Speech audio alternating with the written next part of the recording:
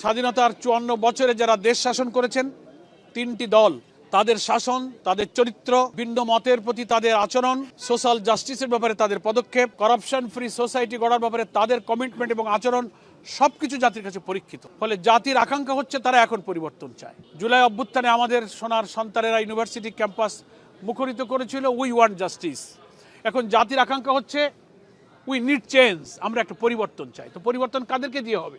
যারা একবার খেলেছে তাদের দিয়ে আর খেলা হবে না, সেই খেলায় তারা ফেল করেছে। এখন পরিবর্তন আনবে ৮ দল, আমরা একসাথে সমমনা রাজনৈতিক দল অভিন্ন কর্মসূচিতে ইনসাফপূর্ণ, দুর্নীতিমুক্ত, বৈষম্যহীন সমাজের জন্য আমরা আন্দোলন করছিলাম।